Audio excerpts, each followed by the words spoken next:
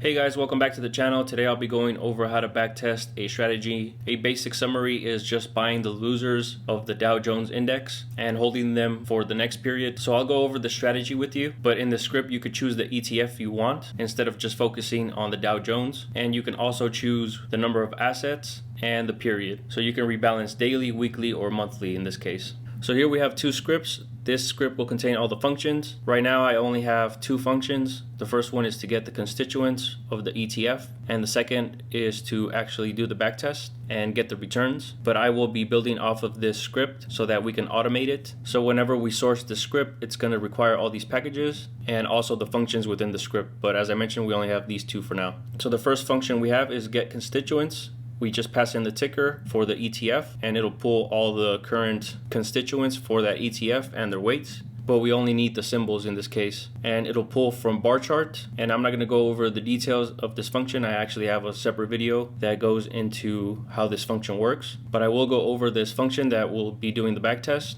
So once we call in our data, we're going to pass an XTS object with the closes for each of the tickers within that ETF. So it's just the number of stocks to buy that are the worst performers in that ETF. And period is just the rebalancing period. So you could choose D for daily, W for weekly, and M for monthly. So if we open up this function, so it'll choose between whether you want rebalancing every day, every week, or every month. And each of these cases are pretty much the same. So if we open up this first case for daily, it'll calculate the daily returns in this case for each of the stocks within that ETF. I'll go ahead and extract the ETF since it's in this temp variable, and I'll go ahead and drop it from the temp variable as well so that we only have the constituents. So all that really changes within the cases is how we calculate the returns. The rest is pretty much the same for each of the cases. So I'm going to use lapply and I'm going to pass the number of rows in my temp variable. So it'll do this for each of the rows. In this case we have days, so it'll do that for each of the days within my temp variable. So II is our iterator. So here we are subsetting the first row, which is the first day in our backtest. I'm going to sort the returns, so we're going to get the worst performers at the very top. And based off of that, I'm just going to extract the row names or the ticker names. So it'll be 1 through N depending on what the user inputs as N. I will then grab the next period returns. So whatever the worst performers are at the end of the day, we're going to go ahead and buy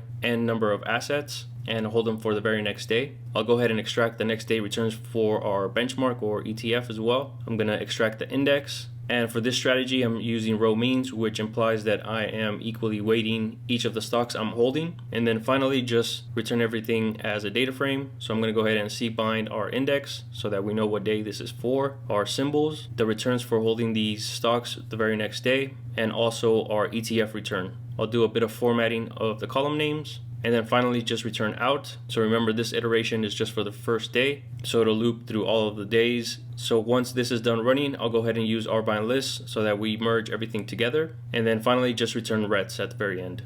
So it'll do this depending on what the user chooses for end and the rebalancing period. So go ahead and minimize this.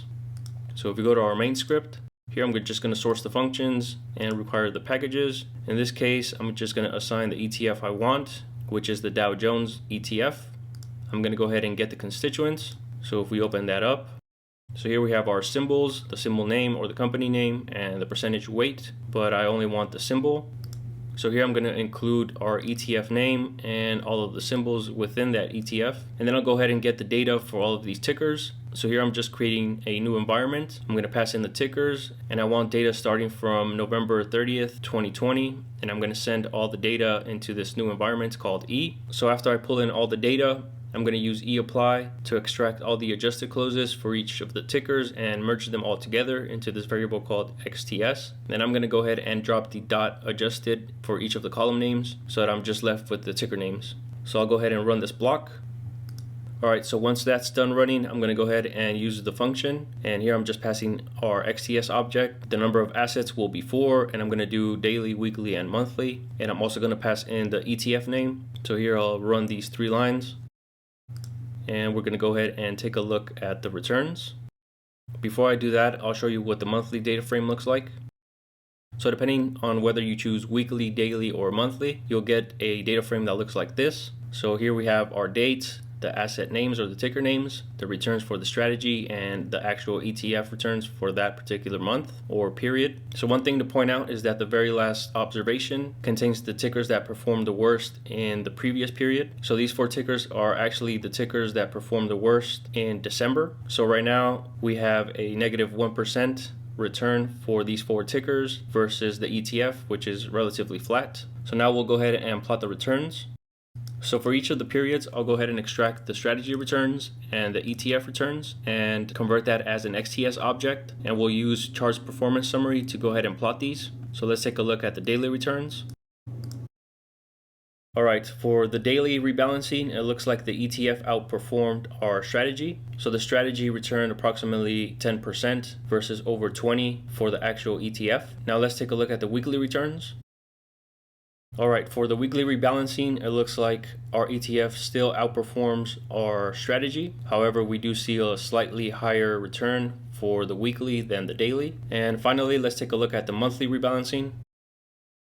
All right, so I shrunk the plot so we could see the drawdowns and the monthly returns. And for this rebalancing period, it looks like our strategy outperforms the actual ETF, returning approximately 30% versus 20% for the ETF. So I'll go ahead and build off of the strategy and hopefully get something automated so that we can send orders to our brokers. But for now, I'll go ahead and leave these 2 scripts so that you can choose what ETF and the number of assets you want to go long. So the links to the scripts will be under the description area of this video. Well guys, this concludes the tutorial. Let me know what you guys think. Please subscribe to the channel if you haven't done so already. Thank you so much for watching, and I'll see you guys in the next video.